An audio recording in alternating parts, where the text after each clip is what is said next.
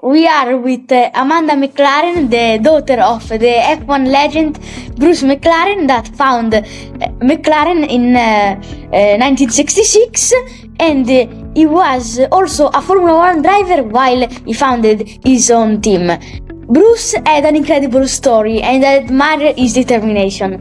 He was a sick child with physical problems and he achieved to reach Formula 1 and become the youngest F1 driver to win a Grand Prix when he was 22 at the time, obviously. Everyone knows McLaren, but I can remember some numbers from 1966 to this day in Formula 1. McLaren won 9 Constructors' Championship, probably 10 this year, 13 Drivers' World Championship, and nearly did 1000 Grand Prix in Formula 1 with more than 200 victories. So I'm really happy to chat with you, Amanda. Well, thank you. It's lovely to talk to you with you too, Noah. Your father passed away when you were 5 years old. Do you still have memories about him?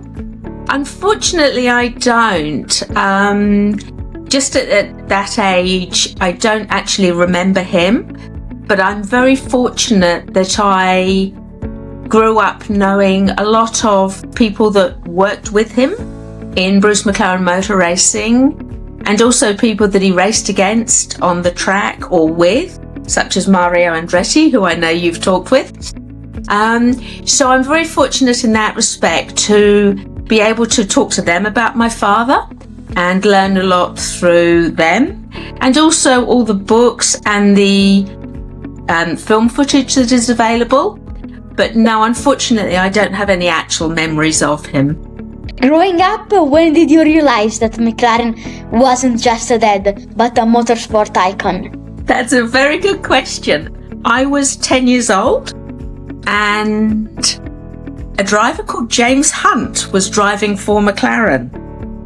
And I thought he was really rather lovely, and so did all my classmates at school. And so I went with my mother to the British Grand Prix, which was at Brands Hatch that year. So this is 1976. And I got to meet James. And the reaction from all my classmates when I went back to school on the Monday morning, and we're all asking each other what we did at the weekend, and I said, well, I met James Hunt. And suddenly I became incredibly popular, and they started asking me lots and lots of questions. And so I was able to say, well, he drives for the racing team that my father founded. Then I realized I didn't know anything else. And so I went home and I looked at all the books on my mother's bookshelf, and they were written by people like Graham Hill and Jackie Stewart. And they were people that I just thought were my mother's friends. And then I realised actually that being a racing driver wasn't something everybody's father did or had done. And as I read more and learnt more about my father, I realised quite what an amazing life he'd had, even though he was only 32 when he was killed, and how much he had actually achieved in those few years. But yes, it was James Hunt in 1976 that really sort of made me interested in motor racing. Do you remember how was the race? Well, it was quite exciting because there was a big accident at the first corner, and the stewards were potentially not going to allow James Hunt to restart the race. And of course, he was the hero of all the British people there. And the crowd actually voiced their disapproval very, very strongly. There was a lot of slow hand clapping and foot stomping. And I realised at that point that Formula One was very, very important to a lot of people. And so it was, an exciting race. I think he won, but I'm not sure. It was that the start of the race was quite memorable. When Bruce was my age, he had some problems with his legs that forced him to lay down for 2 years. How did your father remember those years? He's written about it in a book he wrote, From the Cockpit, his autobiography, which was published in 1964. I think he took it extremely well. I cannot imagine being his age, your age, and being strapped to a frame for 3 years and not being able to get off that frame. I would be very frustrated. But he didn't seem to be. He did his schoolwork. He continued to draw lots of cars.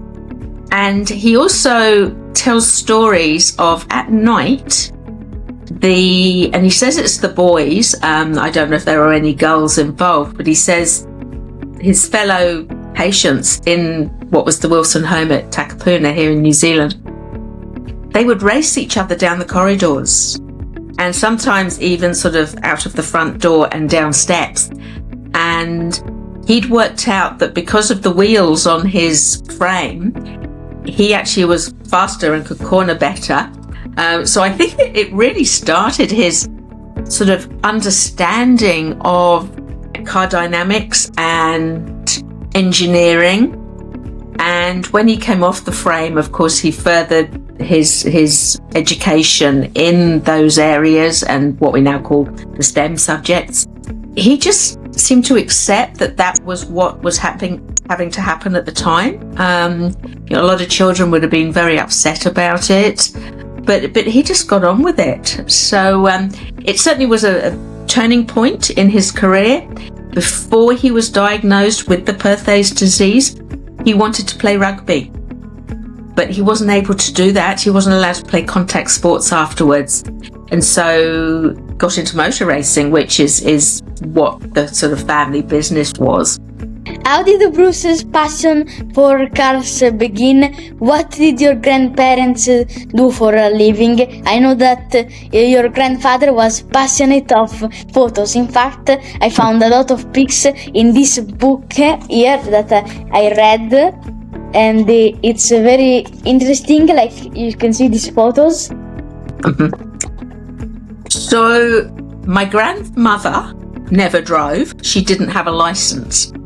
But my grandfather started off actually on 2 wheels, on bikes, and raced those for a while. And then once he became a father, moved to racing cars because he believed it was safer. But he was passionate about motorsport. And at the time that my father was born, my grandfather owned a service station in a suburb of Auckland called Remuera here in New Zealand. And that garage, my father sort of grew up playing with toy cars and then progressed on to real cars. And that garage also was where Jack Brabham, the Australian driver, used to keep his race cars when he came to race in New Zealand. So my father became friends with Jack, and Jack very much became my father's mentor through the years.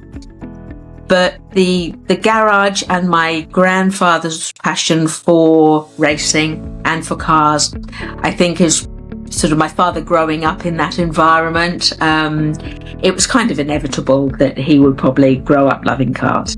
You just mentioned Jack Brabham. As you might know, I talked with his son, David Brabham, and he told me that, like you said before, he helped him to race in England. What kind of relationship did your dad have with Brabham? They had a very good relationship. They were obviously originally sort of competitors on the track, but also very good friends, similar to the Formula One drivers today. They race hard on a Sunday and then they, play sport together during the week and all live sort of in the same sort of area. But Jack, very much, he was a few years older than my father. He went to England before my father, but it was through his involvement with Coopers that my father, when he won the Driver to Europe scholarship, started to drive for Coopers. And then Jack moved away to form his own team. And when my father was thinking that was what he wanted to do as well, my mother told me that my father phoned Jack and said to him, "Do you think I can do it?" And Jack said, well, I've done it. So there's no reason you can't do it. If that's what you want to do, go for it. So very much a good friend. And my mother and Jack's wife used to spend a lot of time together when their husbands were racing. Then very much became my father's sort of mentor and inspiration. So only the two people ever to have won a Formula One Grand Prix in a car with their own name on it. And I think very similar people in terms of being very, very good drivers. I mean, Jack, of course, world champion. My father never achieved that, but also designers and engineers as well, and understanding the car that they were driving. And that was part of the reason for my father wanting to form his own team. So he had sort of total control over the design and engineering of the car. But yes, Jack, a very good friend. And my mother and he continued to share a lot of time together. After my father was killed, and Jack moved back to Australia, but would still come over for events like the Goodwood Festival of Speed, the Goodwood Revival, and my mother and he would catch up.